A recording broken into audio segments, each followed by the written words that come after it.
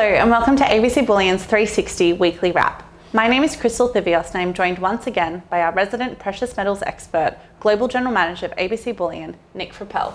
Hey Crystal. Hi Nick. So seems like there's positives all around. Let's start with gold. It looked like it closed at an important point last week. Yeah, it did.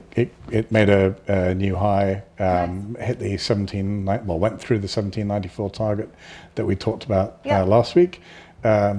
And it's closed above the weekly cloud base, so that's really good. Did make an interesting candle on the weeklies, made a doji candle, which does sort of speak of uncertainty, but we've had a pretty good start so far this week. So, if we have a strong close this week, then you can forget about the uncertainty.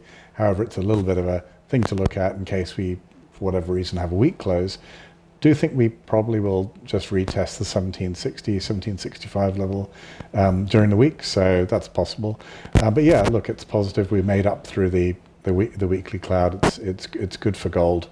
The week dollar, I think the dollar closed pretty much on the lows of the month so far, and we've got a 10-year real interest rates or treasury inflation-linked bonds yielding less than minus 0.8, so all of those things are supporting gold. Amazing.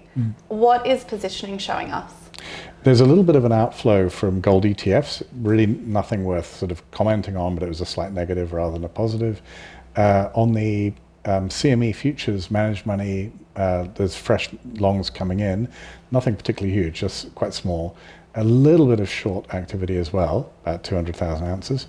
What it looks like happened last week, it looks as though there was a big chunk of longs that came in on the Wednesday, and most of those got kicked out by, sort of Thursday, or perhaps half of them. So a little bit, some late arrivals who probably struggled with the drop in price subsequently. Nice. Yeah. Looks like silver is also performing really well with two interesting new targets. Yeah. What are they and why are they important? Well, the price moves last week generated two fresh targets, or at least two fresh targets, up to 28 and 29, which is really good. It's silver has been above the medium-term sort of trend line for quite a while now, or I should say the weekly cloud, which is positive. But it's just good to see that's a recovery in price which generated those targets. So silver's looking good, and actually, if you look at silver positioning, I think it was an inflow of over about 30 million ounces up to last Tuesday, and the amount of shorts going in at those higher prices pretty negligible. I think it was about 26 or 27 million ounces net inflows. That's a pretty solid vote for silver from the funds. Yeah, that's great.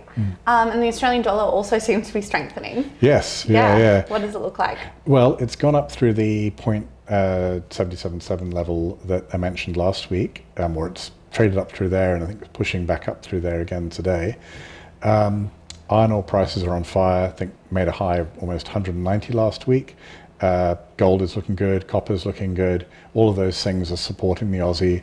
China's looking pretty good. So the Australian dollar doing well from a really positive environment. And of course, because of the broad decline in the US dollar, that's again making the Aussie look good. So positive actually. It's actually looks like it's certainly at the top end, if not breaking out of the recent range of the last month or so. So it's very nice. Lots of positives.